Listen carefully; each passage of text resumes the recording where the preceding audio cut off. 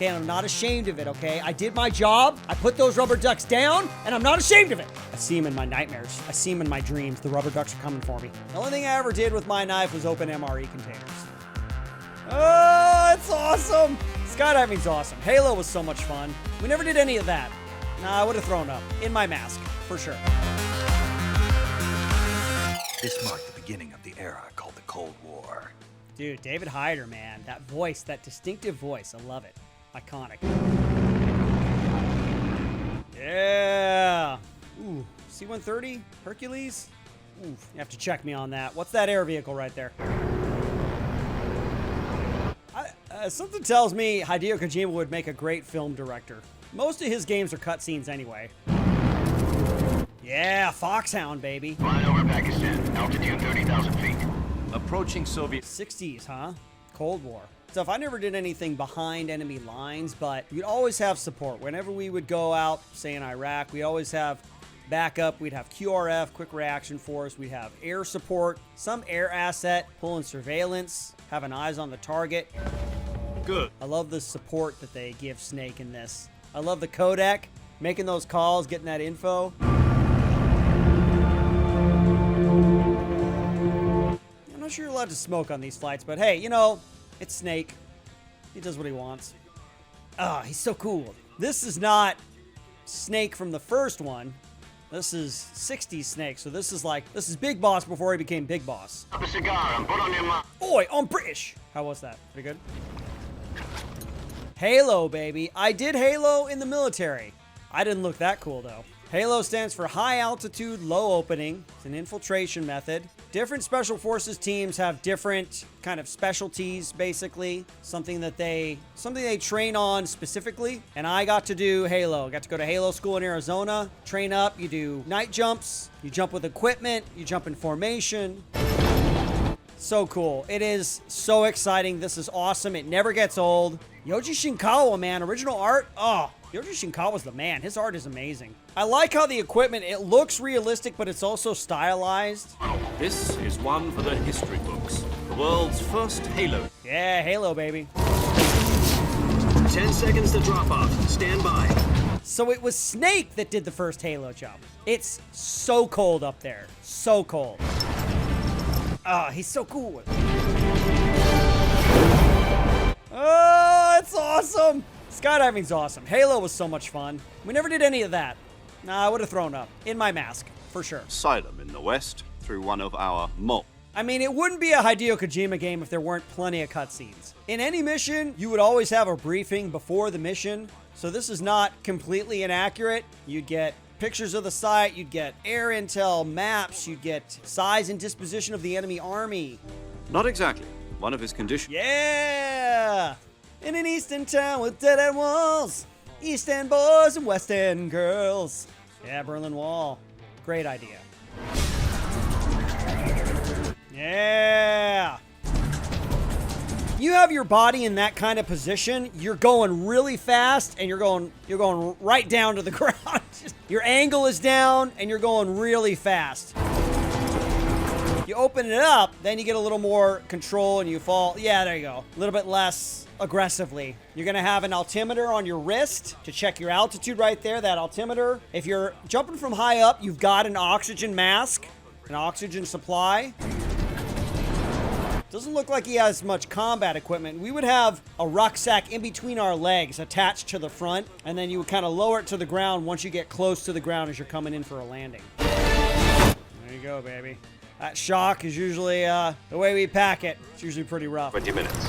It's the Fulton recovery system. This was experimental, but it was ever actually put into use. It was a way of retrieving guys.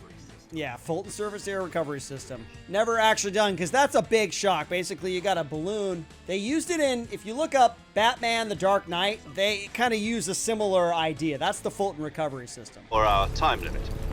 All goes. Usually they have toggles, a little bit different than that. I don't know if this is like an old parachute design. We would have it was a rectangle shape for better steerability. Not familiar with that old kind of parachute. I wish I had a cool scar across my face. Love it. Love the camouflage. You're never gonna move very fast. If you're behind enemy lines, and it's just you, you're going to take every precaution. You don't want to start a firefight. You do want to sneak around. I know they got camouflage, different camo that you can use to make yourself blend in. Make noise. CQC, close quarters combat, close quarters battle, CQB. We learned a little bit of this kind of stuff in the military. I think it depends on what unit you're with, but CQB, we definitely learned a lot to do with it was a little bit of Aikido, a little bit of Brazilian Jiu-Jitsu, a little bit of kind of melding different forms with our battalion commander had something called defanging the serpent. It was kind of a combat style that he had sort of made up by combining different martial arts. It was all right. But honestly, we didn't do a whole heck of a lot of CQB stuff because when you think about it, when we're in Iraq, we had the helmet, we had the gear on, the body armor, grenades and smoke grenades, and we had extra magazines on our front. It was pretty encumbered. We had our weapon with us. We had a primary and a secondary. So when it came to close engagements, you've done something wrong if you're getting that close. If you're at that point, you're trying to get them away from you so you can grab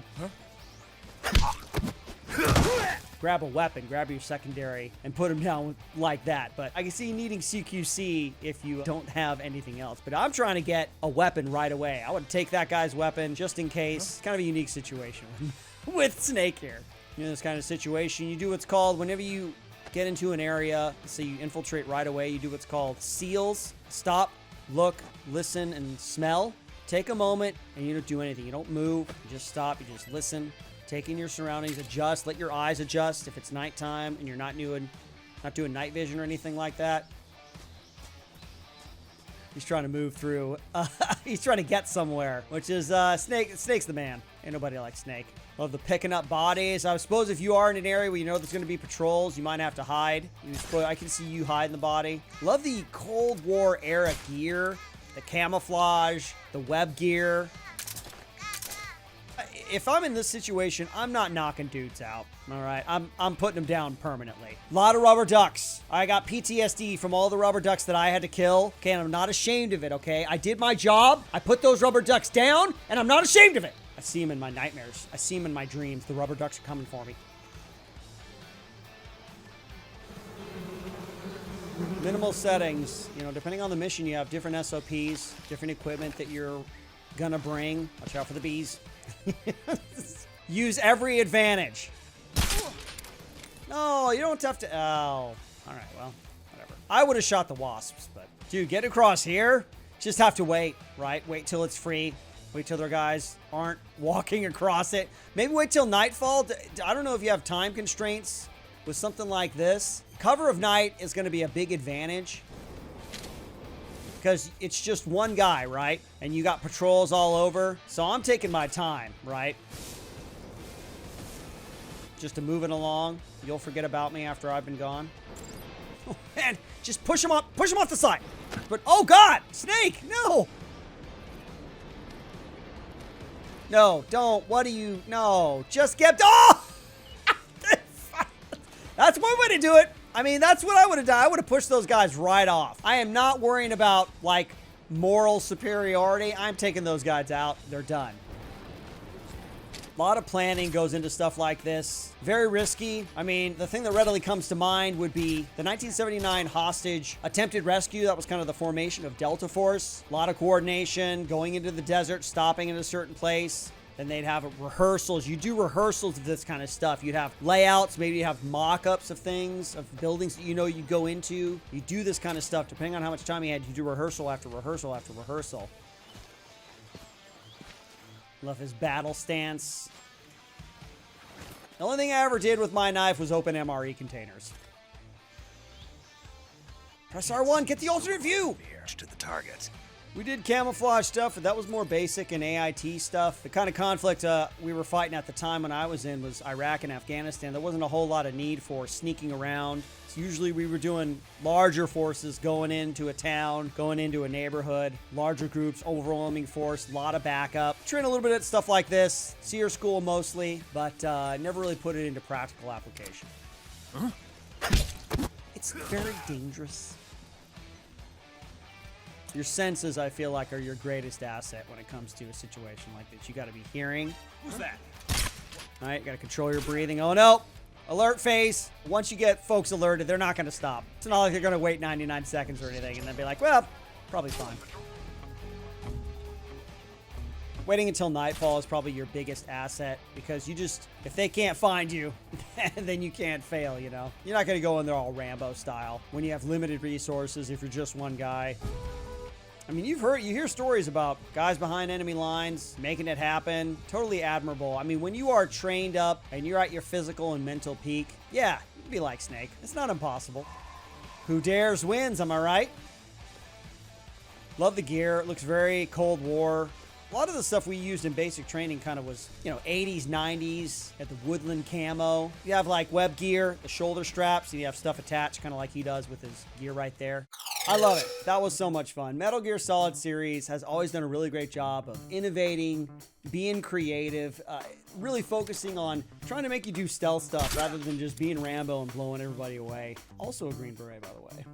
Proud to be a part of this lineage as a Green Beret, Snake the Green Beret, Rambo, all those guys. So thanks for joining me on this episode of Experts React. Like, comment, subscribe, you know the drill. And if you want to hang out with me a little bit more, go over to Israel Wright YouTube. Thanks, my friends. And until next time, Snake! To hang out with me a little bit more. Homepage if you want more. You probably got it. I'm going to do one more.